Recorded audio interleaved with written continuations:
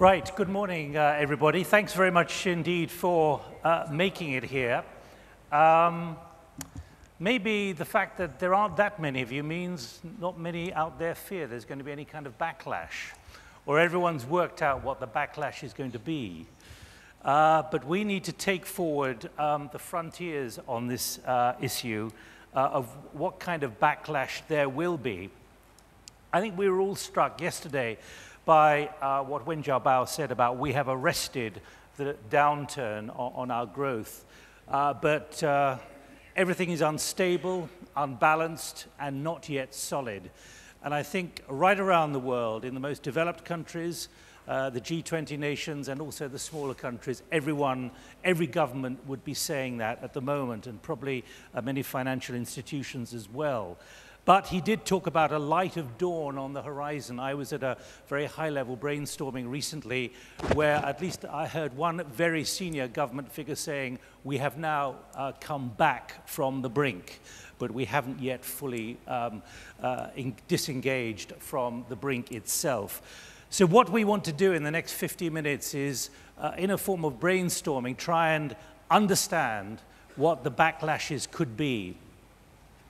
It's sobering to read the publication of the Global Risks 2009, just before Davos, where the warning there was of China facing, quote, a hard landing and struggling to make 6% growth. And we heard from the Prime Minister yesterday, although he didn't actually confirm it, that probably they will make 8%, but it's averaged 7.1% for the first half of this year.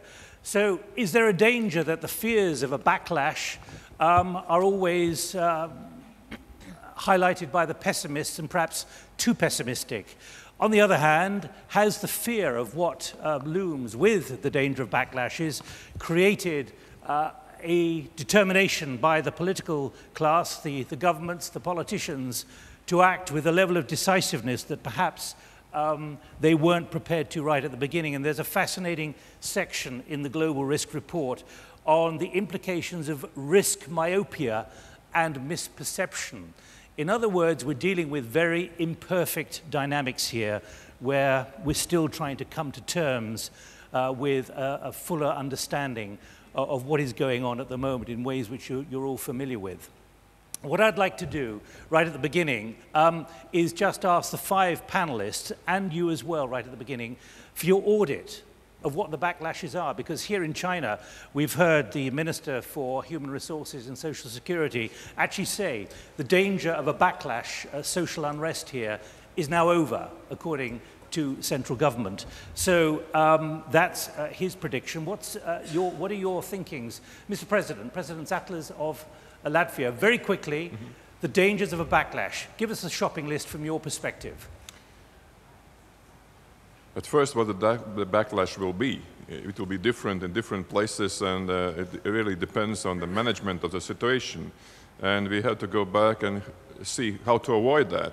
And I would say that the reasons for the backlash would be wrong expectations, because the wrong expectations led us to the crisis, and the wrong expectations in the present period will lead us to the backlash.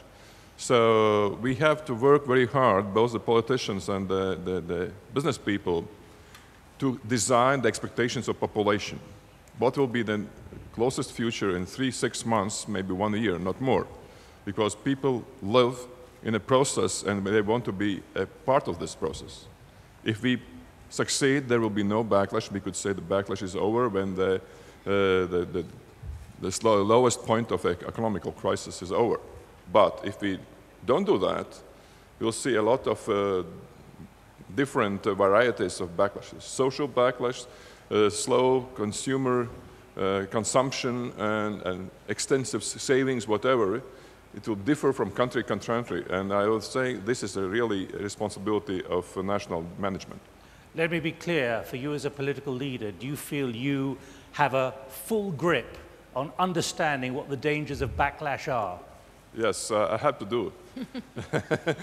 That's my responsibilities, and I would say that many countries, including the US and let's say a country like Latvia, which is much, much smaller in scale, go through the structural changes, that the healthcare, We have to reduce our expenses, and we know what are the most expensive areas, and these are the social security and the medical care. So, and you have to guide the population through these processes. So if we fail, we have backlash. Right, let me go to John Bryant. John, you're Chairman and Chief Executive of Operation Hope. Remind us all what Operation Hope is and what you're working for, and to help us frame and understand the remarks you're about to make about where you see the danger of backlash. Well, I think it's important to explain that I grew up in South Central LA. I grew up in Compton, California. I'm probably the only person at this great meeting that was homeless for 6 months of my life. I founded Operation Hope as America's first nonprofit social investment bank to make free enterprise and capitalism work for the poor, to empower the poor with a hand up and not just a hand out, to teach them financial literacy. So we've served 1 million people in the US and around the world, including Africa. And our work helped to create federal policy in the US around financial literacy. And when I was last in Dalian 2 years ago, I started writing a book which is now out called Love, Leadership, A New Way to Lead in a Fear-Based World, on the issue of fear. Backlash, backlash. Yeah, the backlash, well, the same thing. This started as a credit crisis and a mortgage crisis and morphed into a financial crisis and a liquidity crisis, and now it's a crisis of confidence. Underneath that crisis of confidence is fear.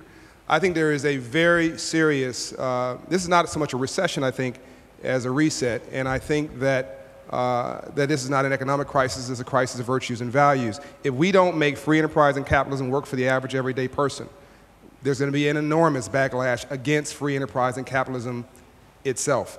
The threat here is that if you have all the wealth concentrated at the top, and people in the middle and at the bottom don't feel a participation of a state, then everything is at risk. The most dangerous person in the world is a person with no hope. One interesting statistic, America is still the largest economy in the world, third of the world economy. 70% of our economy is driven by the consumer. Now, that's not the popular perception. And if we're 70% of the US economy, the consumer is 25% of the world economy. So when I was in China last year giving a speech, some of my Chinese friends were a little too happy that America was having problems. And I said, you shouldn't be too happy. Because if we're 70% of the US economy, the consumer, and we stop buying, you stop building. And there were 70,000 factories that closed in China last year as a result of slowing consumer demand. And so, and this is now a middle class issue around the world, and that's going, I think, to ripple here. So making free enterprise and capitalism work for the poor and the average everyday person.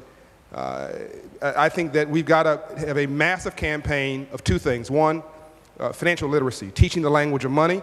If you don't understand the language of money and you don't have a bank account, today you're an economic slave all around the world. Number two, this theory that we can create 50 million jobs out of the air from big companies is a fallacy, or that governments can do it on a sustainable basis is a fallacy.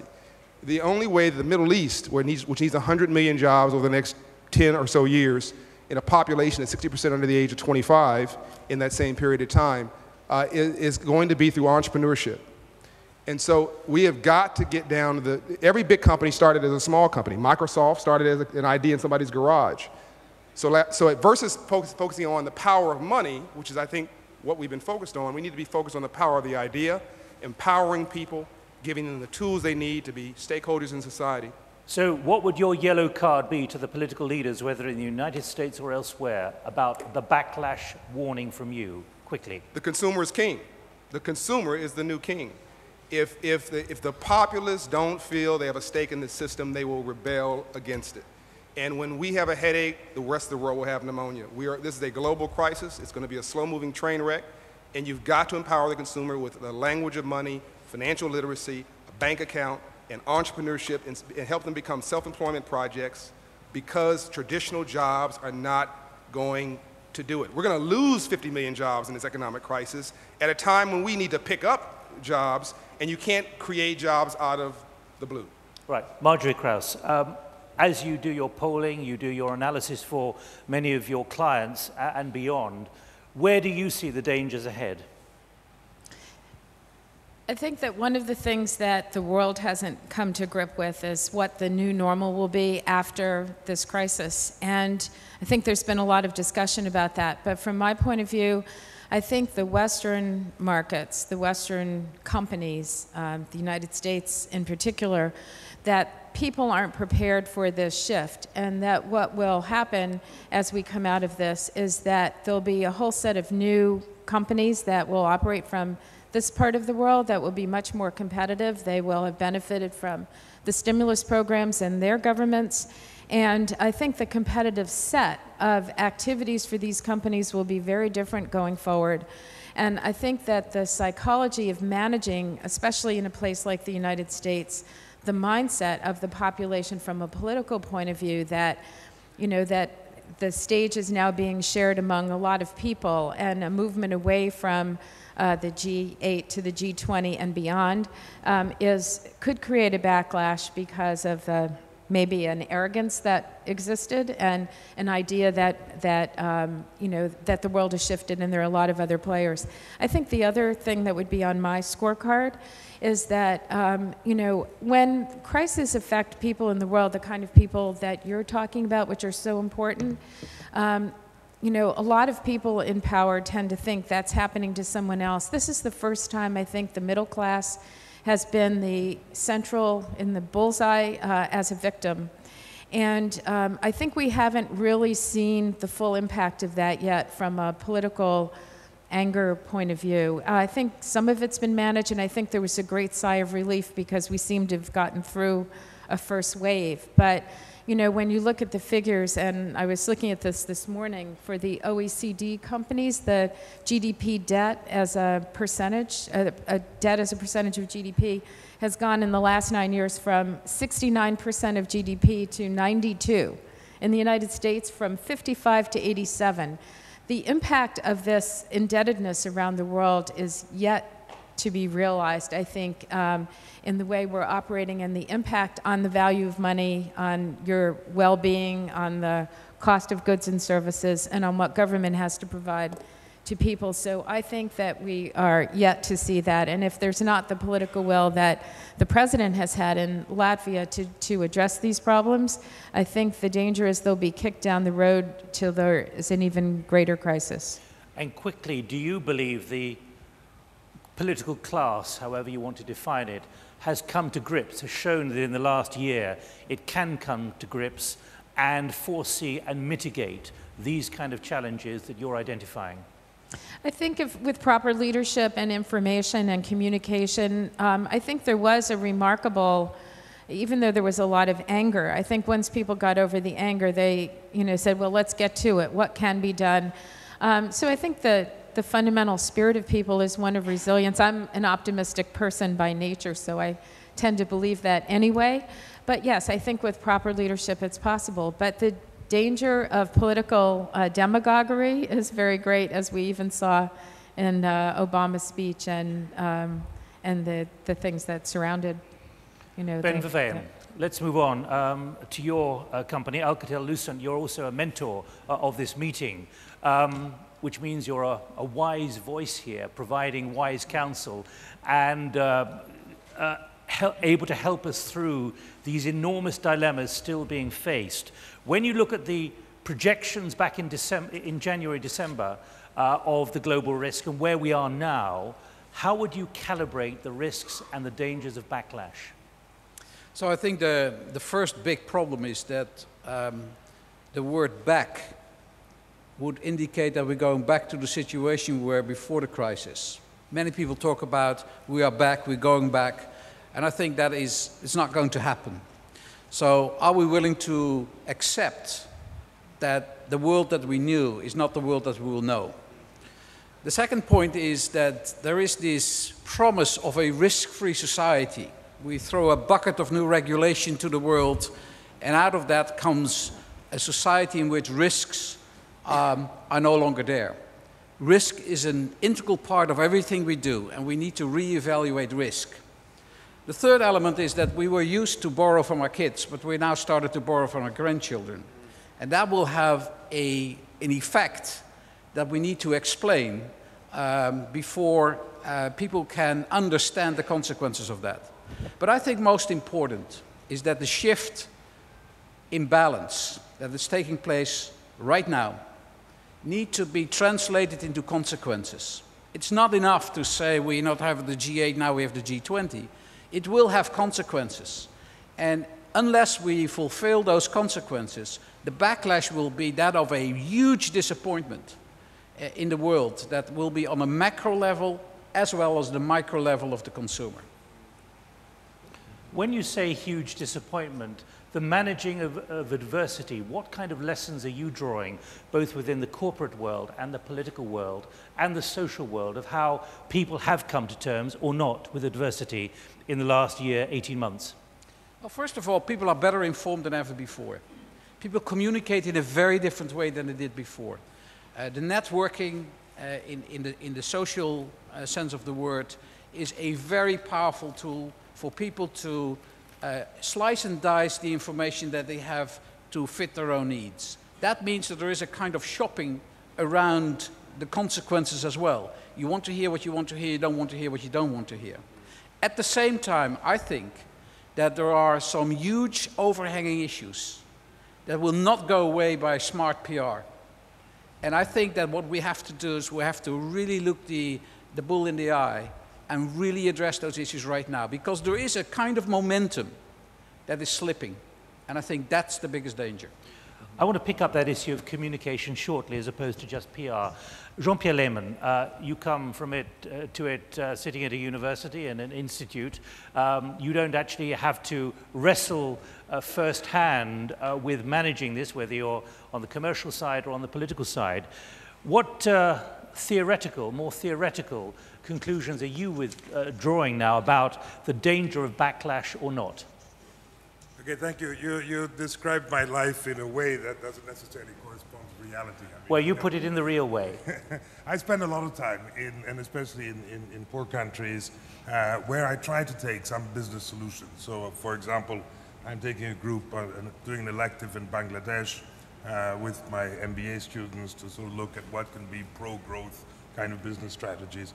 But let me say a couple of things on this. Firstly, I think it would be extremely dangerous to have any degree of complacency at all right now. You know, I think when people say... Can everyone hear, Jean-Pierre? No. There's a problem with your microphone, I think. Hello? Yeah, just speak a little closer to the microphone, can you? Hello? Ah. Well, not quite so close, but you're off mic.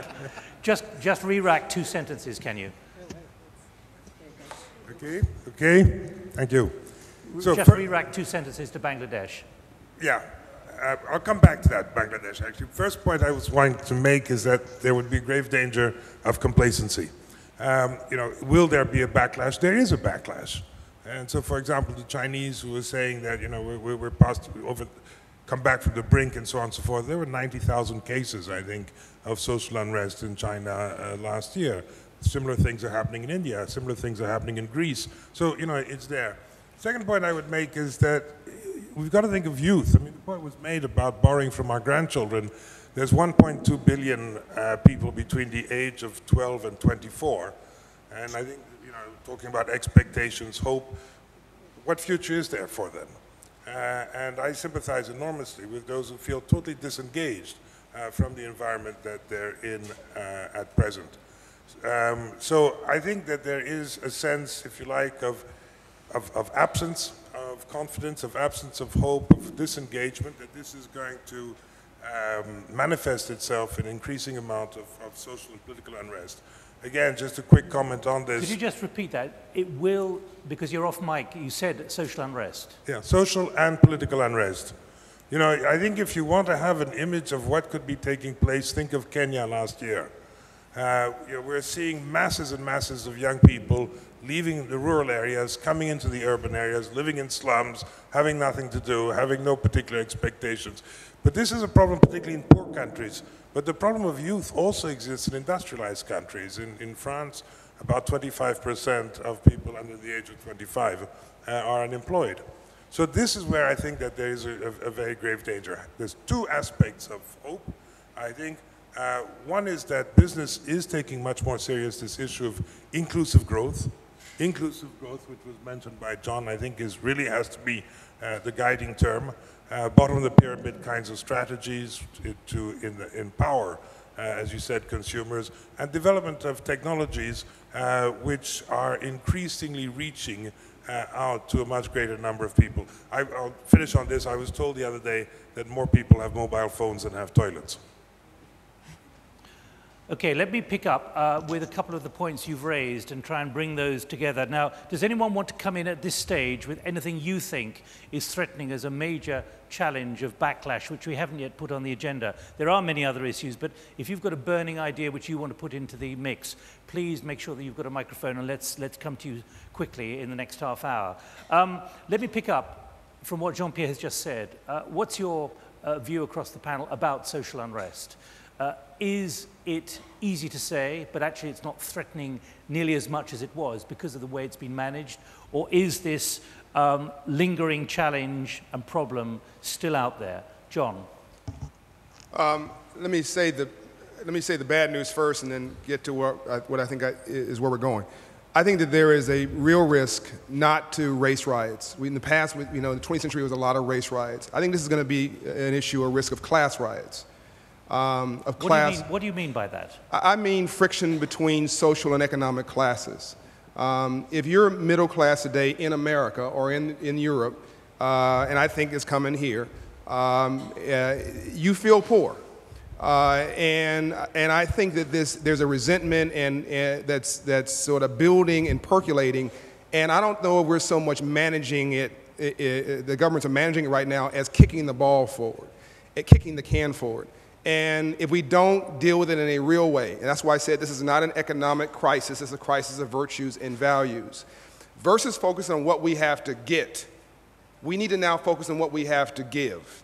And if we treat, in this economic crisis, in the mortgage crisis, we treated clients like transactions and not as relationships.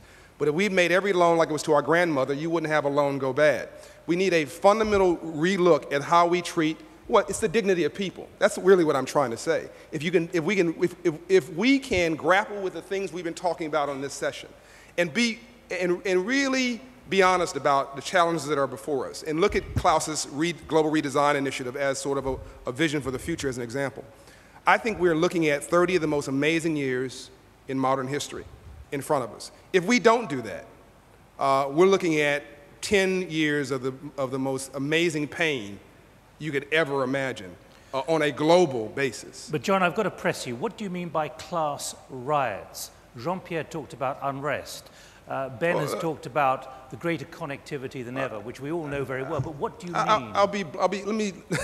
Let me be blunt. Are you talking about the middle class going on the streets? I'm talking about it will start with the poor. It'll start with the disconnected. You know, the interesting thing about in the civil rights movement, you had love and hate. People who loved you or hated you, but you knew how they felt. In the last 20 years, you didn't have love and hate, you had indifference. People who really didn't care enough about you to hate you. And there's a lot of people who feel disconnected. I believe you talked about being disconnected, who have lingering resentments, and those get bought off in good economic times. When money's flowing and credit is flowing, you know, you're distracted. But when those crutches go away, I think that if the economic momentum drops below 6% here in China, you're going to have challenges. I think you're going to have friction between the rural areas and the urban areas. There's already a report of millions of people in the urban areas here going back to the rural areas to no jobs and no opportunities. If you've been told that if you go to college and get a good education, you'll get a good big job with a big salary, and that doesn't happen, you're going to have middle-class kids who all of us say, look, I did the right things, I did what you told me, none of this is working. Those are really, really big challenges when your ultimate payoff is money. If you're told that this whole thing's about money and you don't get money, then there's a serious problem. That's why I keep saying virtues and values. Do we have consensus on the panel on this? Margery, what's your polling and what is the information coming to you telling you? I think one thing you can just look at is, I don't know to what extent people outside the United States focused on the members of Congress going back to their districts during August and being confronted at town meetings by hostile middle-class voters regarding things like health care and other things of that sort. I think that what I was trying to say before is there's an inevitability about the fact that we can't just keep spending money without a day of reckoning. And I'm not sure it's totally just about the money. It is about values. But when you have to have that day of reckoning and you either have to have more taxes paid, there's only a few things you can do. You either pay more taxes, cut benefits, combination, I'm sure the president will agree with that, there's only a fixed number of things, or extend retirement age. So people's expectations for what they thought they were going to get by working a lifetime have totally changed. You are going to have a lot of anger. How that anger is managed, and I agree this is generational, not just because there'll be young people out of work. Look at all the kids who can't find jobs now that are very well qualified to have jobs. But when you combine that with the frustration of older people who worked a lifetime and no longer have the means to retire, I think that there is this undercurrent. And that's why I think it's a delayed reaction, because there's a little relief that the world didn't collapse. It's like, you know, okay, we paid $4 for gas and it went down to $2, and that was the new normal. So when it went to $2.50 or $3, we felt okay.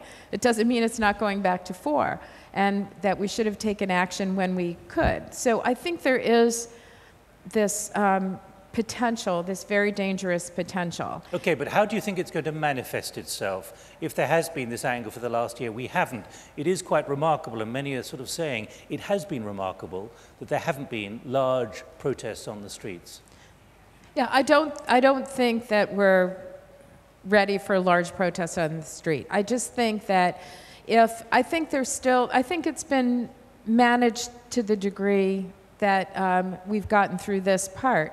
My concern is that there has to be a lot more clarity about what's ahead, how much we have to come together, how interconnected we all are, how important it is to have this, you know, much more bipartisan or multipartisan or global response to some of these crises, and not just avoid them, because they will come back. Mr. President, unrest, pressure, anger, where do you see this going? Do you feel apocalyptic, or are you managing politically to manage it and keep the lid on it? Of course, it's the only way to manage politically, because we were talking about the classes and who is the most upset class, and we found out that that's a middle class. Nevertheless, it's in US, or let's say a smaller country and not so wealthy country as Latvia. So we saw middle class already on the streets. That was the first case, and we were surprised why the middle class is on the street and not the working class. And the explanation is very simple. You know, the working class is more tolerant to the difficulties than the middle class. What we have to do, people expect, the average people, as I mentioned before, you know, they expect some social services, social security from the state. And when these expectations are not met, then we are in trouble.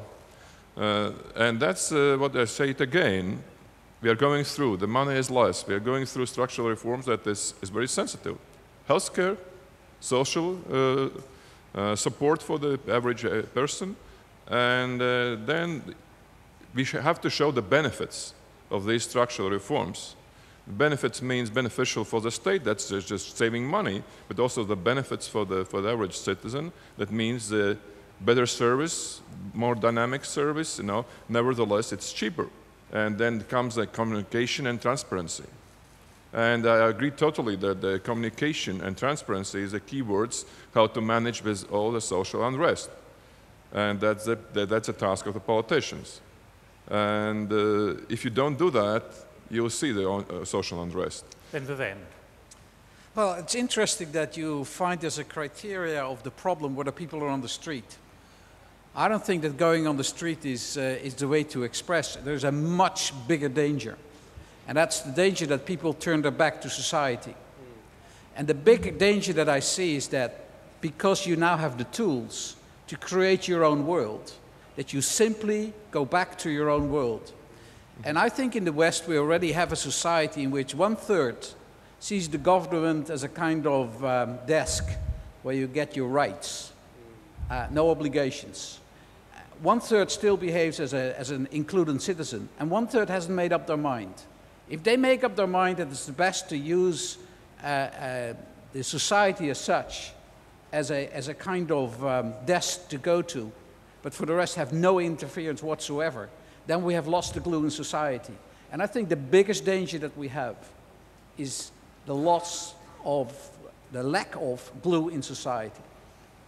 Are you able to calibrate for us what I think you're pointing towards, which is a kind of e-backlash? You talked about the level of connectivity. In other words, it's going to be a different kind of electronic information challenge for those in positions of power, whether like you in a corporate responsibility or those with political responsibility. Well, it is very easy today to create your own environment, your own global environment. And if you do that and you disconnect with everything that is physically around you, you could have a pocket of wealth, so to say, or experience of wealth in a surrounding that is not at all up to the same level. That will lead to a very, very different way of activities within the society. And I think that we cannot afford that. We cannot afford that. So we need to get in a much more inclusive attitude. And it is true that big corporations will not create 50 million jobs. Out of the question. So what we need to is to get a very different way of a political agenda to create an environment in which the glue is restored, and that we have expectations going forward in which that idea, that concept of self-motivation, self-creation, and entrepreneurial spirit is brought back to the society, because it isn't there today. We think that the global institutions will bring enough of a kind of medicine to all of us that we go back to where we were. We won't. I want to press you towards the end. You said it's not a backlash. We can't go backwards. I'd like to find what the correct word should be by the end of this session in the next 25 minutes, if you can help me on that, Ben. Jean-Pierre, you wanted to come in, and then John. Thank you very much. C.K. Prahalad, who wrote a book called The Bottom of the Pyramid, coined a term, which I think is very good, which he called the aspiring classes. And this is, I think, the middle classes that are being spoken about. These are people who have come out of poverty and are aspiring to greater and better things. And if these aspirations are felt to be not obtainable, then I think there is going to be a very, very high level of frustration. And I think it's going to be reflected in two things. I very much agree with Ben about this issue of disengagement, anomie. I think you're going to be seeing, you already have this, people who just do not feel that they're engaged in society at all. You have this big time in democracies. Young people are not voting, do not belong to parties, sort of withdrawn to themselves. At the same time, I also think that there's going to be a considerable amount of violence. As I said, we've already seen elements of this. We will see more elements of this unless some of the elements that have been indicated are taken into consideration. And then what does this mean? Well, I think political leaders are becoming increasingly aware of this. So there, it's already been mentioned, is the risk of populism, the risk of protectionism, the risk of nationalism, as a means of trying to channel these frustrations of youth, social frustrations, into a sort of political agenda. But Jean-Pierre, let me press you. We've heard those kind of warnings for the last year, 18 months. But would you say they have really manifested themselves quite in the way that the doomsayers were predicting? I think that there is a considerable amount of evidence. I mean, again, if you look at the situation in this country, which is supposed to be so calm, I mean, we know what's been happening in the west of China. There has been a sense of, there has been unrest there. There's been unrest in many parts of Africa. I mentioned the Kenyan situation already. I mentioned Greece. I mean, Greece is not an illusion. People are out there burning cars and so on. I think that there is going to be a greater degree of repercussion of this. So I don't think that we could say, oh, it hasn't happened. It's the dog that hasn't barked. The dog is barking. It may be a relatively small dog as opposed to a huge dog at this particular moment, but the dog is barking. And if we don't listen to the dog barking, I think we're in the grave risk of political solutions and in the face of these social unrest that could have extremely negative consequences. And here's where I pick up what was the point that was being made about the world situation. In an earlier meeting yesterday, we talked about this issue, China, the US, can they coexist? Are we talking about convergence of civilization, conflict, clash with civilization? And I think if you're going to get more of this kind of social unrest, it's going to be much easier for politicians to blame another country, e.g. China, and say, you know, we've got to protect ourselves from the Chinese who are invading and so on and so forth. So I think these risks are very real, and I'm relatively optimistic. I mean, I'm not apocalyptic at all, unless I feel that the politicians and other leaders are saying, oh, it's okay, the dog didn't bark, we can go back to business as usual. John.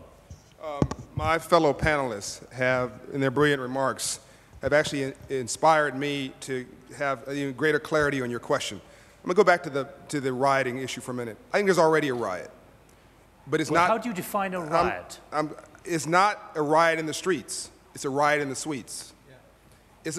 When I say suites, I mean classrooms, boardrooms, conference rooms, homes. You have a 30% dropout rate from high school amongst all students in America. 50% dropout rate of middle school, of dropout in urban America. You have mortgages foreclosed on a horrendous basis. You have people zipping up their wallets, consumers zipping up their wallets and just saying, I'm out of here.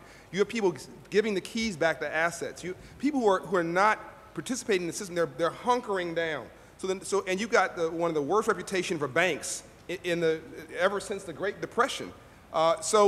Consumers are rioting in middle-class consumers riot in different ways than, as you were saying, than people who don't have a stake in the system. Number two, the speech yesterday by the premier was brilliant. And if you're an economist, you would have loved it. But Martin Luther King Jr. did not say, I have a dream that GDP will grow by 2% a year. He inspired your spirit. He rallied you to have a stake in the system. He said, I want to say black men's bodies and white men's souls. We're all in this thing together. And I think that that's what we need now. We've got to make free enterprise and capitalism work for the poor. This suit here, and this shirt, is made by an entrepreneur that went through our program. Came in with a dream. We taught him financial literacy, gave him a small loan. He's now doing $800,000 a year, hiring 6 people, paying his taxes, and has now started a nonprofit to teach other people entrepreneurship. That's the system we need, where it's not just PhD-based, but PhD-based. It's empowering people. I think I think that is a really good analogy. You know, I'm chairing a group this year of 1,400 women-owned businesses. That's women presidents organizations. And they're all entrepreneurs like that. But the problem is that when taxes go up on the very people who are trying to move from one place to another because the governments are going to need more money, it saps out some of the ability to reinvest in the growth of what you're talking about. And this is my kind of greatest fear, is that because we've gotten ourselves into a situation where we are already borrowing from our grandchildren, and beyond that how do we move things back? And when people realize that they can work so hard and they can try to fulfill their own dreams, even the people who have the opportunity to do that, and then things are curtailed, I think that creates a seething anger, which I agree is not a riot in the street. And I want to come back to just two points the other panelists made quickly. One is on the e-business. You know, we have empowered people now to express their anger without any filters, on a global basis, on an immediate basis. So, you know, we have this dichotomy, because I think to get us working together to establish certain values which can then be advanced, that maybe manage expectations and help people understand things, you need real leadership. And I don't know exactly in an e-world where that comes from. It comes from some of our national leaders, but this is way beyond, you could see that in what's happened in the US, a belief again maybe in leadership. But I don't know how you transform that into, on a global basis, to solve this problem. And as a communicator, I think, the scope and scale of trying to manage expectations in a wired world where there are these fundamental seething issues and we've given everybody a voice is a very, very complex challenge. Well, let's pick up on that challenge. You mentioned it earlier, and Ben, you talked about the issues not going away with sharp PR. Let's pick up on communication, whether it be from industry, particularly on issues like bonus, and what many will perceive as overpayment or over self-payment, to the political challenge of communication to keep your population, your voters, those who have voted, on side, particularly when it comes to the inevitable impact of increased taxation to pay for the stimulus packages. What do you see as the major challenge to, if you like, minimize the backlash and to keep the citizens on side? Ben, you talked about the dangers of sharp PR. Let's move it into communication, as Margery's just talked about. So I think there are three fundamental issues. First one is confidence. The second one is transparency. And the third one is innovation. Let me start with innovation. Innovation is not technology. Innovation is also technology, but it's not technology. Innovation is a different way of dealing with an issue. And I think what we are about to see is the biggest drive for innovation that we've ever seen, because the present doesn't solve the issue. Whether it is the way we govern, whether it's the way we have corporate governance, whether it's the way we have global decision making, I mean, painfully slow in a world that reacts in nanoseconds, whether it is the micro world versus the macro world, I think innovation should be on the political agenda, not as an economic tool, but as a political tool. Mm-hmm. Second, transparency. Transparency is very uncomfortable. Very uncomfortable. But we have to learn to live with a total transparent world. Whatever you do, it will be known the next second. In that world, we should be very aware that transparency will have a different set of criteria for leadership. And the third element is confidence. Building confidence will mean that you are going to back into a risk-taking attitude. If we want to have this issue dealt with, if we want to get the 50 million people, if we want to get the young people back into the game, we need to look to confidence. I would like to make one final remark. The discussion from the podium so far has been very much driven by the West. Now, I run a global company.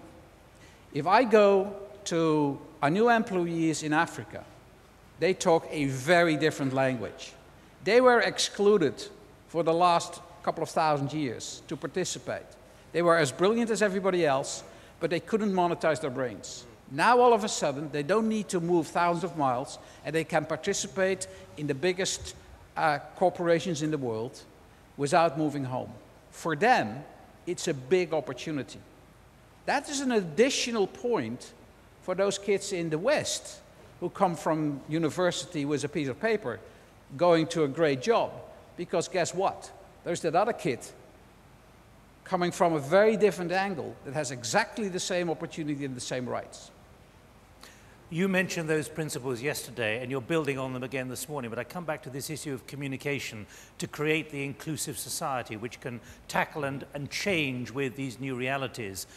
What's your audit of the last 9, 12, 18 months of the way the political class and the corporate class have adjusted, understanding these principles of confidence, transparency, and innovation when it comes to keeping people on side to prevent the backlash? Well, first of all, and I apologize to my colleagues, but I think that the business community has been hiding under a rock. We haven't been out, we haven't voiced our opinion. I mean, and if we came out, the only question was, please say sorry. And we have to realize that if you make today's list of credibility, probably corporate leaders are the lowest on the list, even lower than journalists and politicians, sorry to say. So opinion leaders are low on the list anyway, but we are low on the list. Interesting, very high on the list nowadays are family and friends. That did not appear a couple of years ago. So people create their own world and their own points of, let's say, reference. So that's very interesting. I think politicians have been playing a very short-term game, and we call that populism. And I think that may have served its purpose. But I think it's time now that we go to a real dialogue and a real discussion about consequences. It will be very hard to translate the shift from G8 to G20 in a more broader context, because we will have to relook how we take decisions on a global basis. And that is very, very uncomfortable. You have profit and loss accounts, you have to worry about your shareholders. The president and all the other politicians have to worry about the election cycle. No. Can you think longer term in the way that Ben is talking about, Mr. President? I would disagree, because I look at innovation in that sense that my colleague just said, because the innovation in politics is what we need right now. And populism, the time of populism is over. It will not work. It will not be a driving force. You can buy just short term. That means few days, not more, even not a year, not even to the next elections. And that's what have to change. Yeah. And also agree that the role of a family is increasing. Not because the polls show that we listen to the family, but also how to overcome the difficulties. And then we'll find in the West that the family is the best tool how to overcome the difficulties, how to help each other, how to have responsibilities, because the human being is not only rioting being, it also needs to help somebody. And first, the family is the closest, because we see a lot of processes in a society that the self-organization is now becoming more and more popular. We say we don't want to depend just on the government. We want to create their own organizations in our communities, how to help better. And these processes are increasing right now. So, and as well, what has changed globally, you have to forget that this is the right model of behavior in politics or in economy, or in a social system. There are different models, and we have to, pay respect to all of the models. And what we see right now, only the crisis forced us to see that the different world can work together with no, even any conflicts. If you look at the present world today, there are less conflicts than, let's say, in the good years, 10 years ago, or 5 even years ago. And I think the innovation in its sense is a key word, how we should act and how should we react on the crisis. And then the backlash is just a word on this stage, and we'll forget it when we go out of that room. I see no hands going up here. Does anyone want to come in at all? Because we can keep talking for the next 5 minutes. Jean-Pierre, reflect on this when you hear the short term versus the long term, and particularly what Margery has reminded us about, this massive overhang of tax liabilities and the way tax is going to have to go up, and the way that's going to have to be managed, which is not a short-term issue, it's a long-term issue.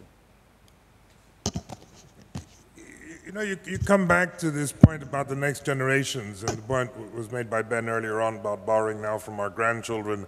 The president of Brazil, Lula, had a very good statement when he said, how will we explain to the next generations that we had so much and we did so little?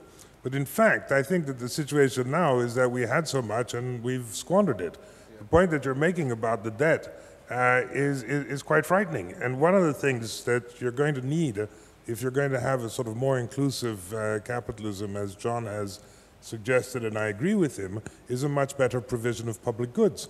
And what you're seeing instead is a deterioration of public goods.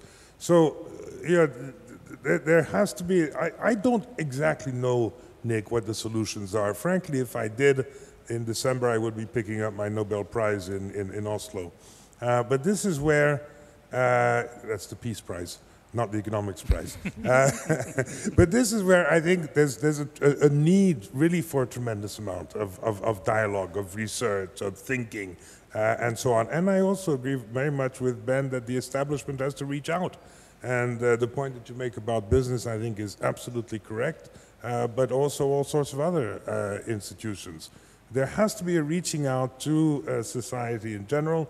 We've got to think, if we have no more money, innovative ways of being able to provide public goods that are going to lead to a greater degree of inclusivity. I would say, by the way, that there is a political leader for whom I have a considerable amount of respect, although he's not perfect, but nobody is, That's apart from the president of Latvia, of course. But the person that I do have is Manmohan Singh. And I think Manmohan Singh has understood. He's made inclusive growth a very important element. Now, India's got a long way to go, but I see a number of things happening there that are really quite encouraging. And this is where, again, business leaders, for example, I just mentioned this very quickly, but people can go out and sort of Google it. There's a project in India called Hole in the Wall that was started by an entrepreneur called Raji Pawar that empowers disenfranchised children, youth, by getting them computer literacy. They develop quite considerable computer literacy by putting, these are the kinds of things that are needed. Margery, let me just ask you to pick up on that very important point that you've made, which I've just been pushing in the last few minutes, the backlash against increased taxes. We've heard from the corporate leader, we've heard from the political leader. Can this be managed in a way which will not produce a vicious backlash with the kind of redefined riots that John has been talking about? I think I'd go back to the whole question of transparency. I think that, I think people are very resilient when they think things are fair.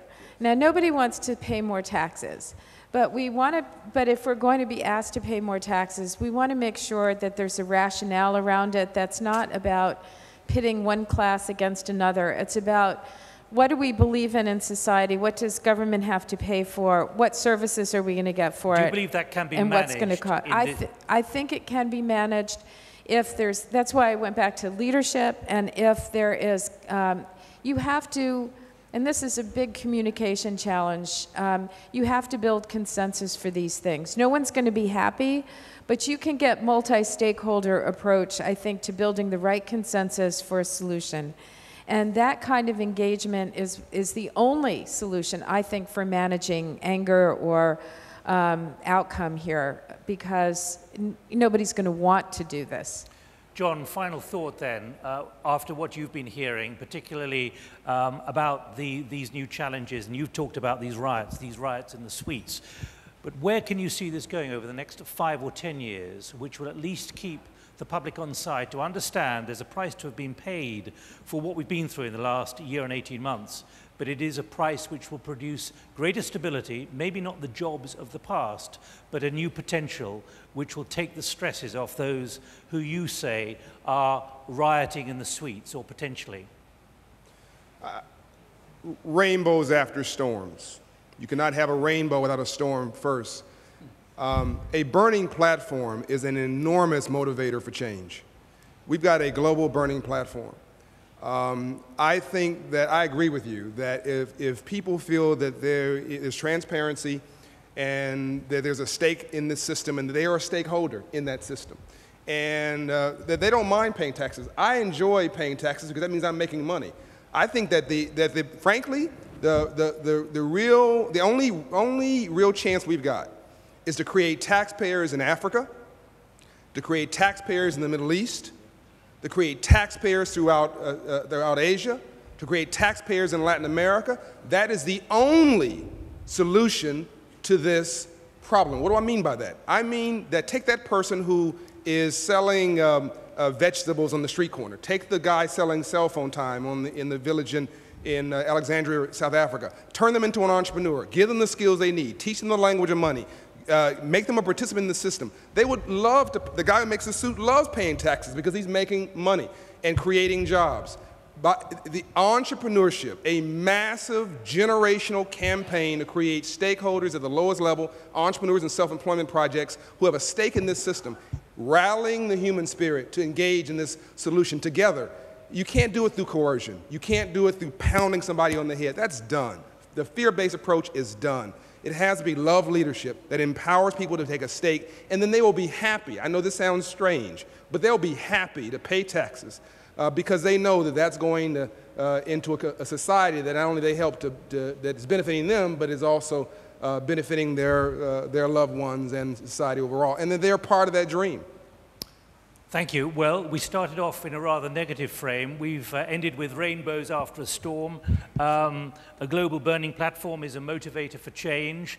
Ben, I have to come back to you. If we didn't have the right word at the beginning, backlash, have you got a better phrase we should be using now for this kind of public response to the reality of what is taking place?